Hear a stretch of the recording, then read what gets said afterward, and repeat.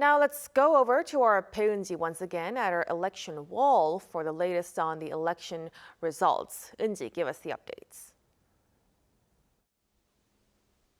Mok-yeon, almost 8 in 10 South Koreans voted in this election, and the voter turnout was the highest in 28 years. The votes are now being counted, and we are seeing more results coming in. Let's take a look at the exact numbers. As of 11:30 p.m., a little more than 36% of the votes have been counted. And South Korea's 3 main broadcasters that conducted the exit polls are now projecting the Democratic Party's Lee Jae-myung as the next president of South Korea. So far, Lee has earned 48.7%, and the People Power Party's Kim Moon-soo has earned 42.9%, followed by Lee Jun-seok with 7.3%. Now let's break this down by region. First off, let's start in Seoul, a battleground region, as this is the most populated area of the country with a lot of independent voters that do not lean toward either the Democratic or Conservative parties. So let's take a look here. The Democratic Party's Lee Jae-myung has earned 47.6%, followed by Kim Moon-soo with 42.1%. Next, in Busan, a conservative stronghold, Kim Moon-soo is outperforming Lee Jae-myung by earning 51.9%, followed by Lee Jae-myung with 40.3%.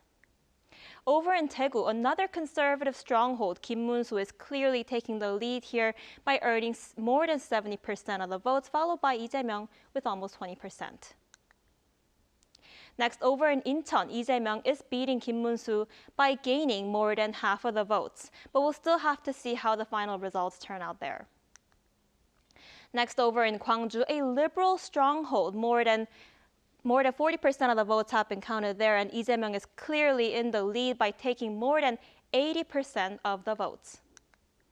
In Daejeon, this is a battleground region. As of 11:30 p.m., it's a neck-and-neck race, with Lee Jae-myung gaining 51.8%, followed by Kim Moon-soo with almost 40%.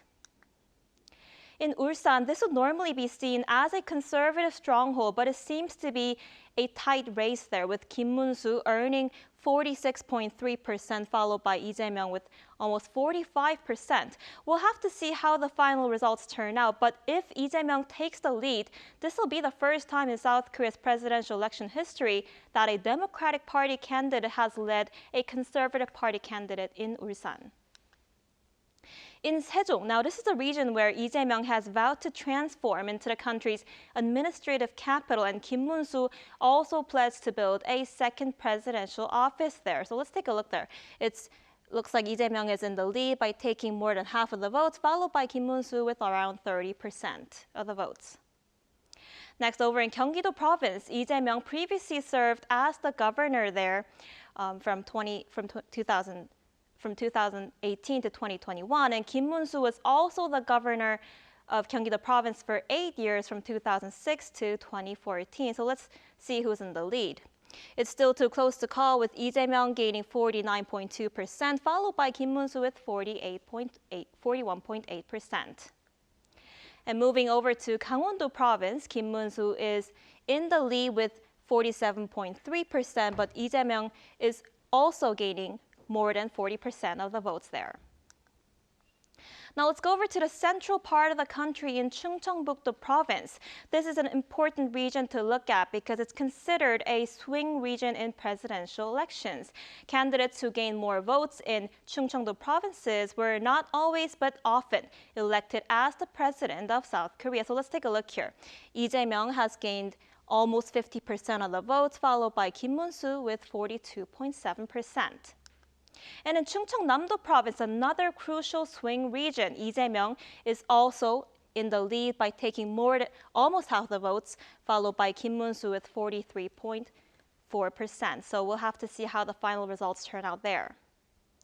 Jeollabuk-do Province, this is traditionally a liberal stronghold. Lee Jae-myung is beating Kim Moon-soo by a wide margin by taking more than 80% of the votes.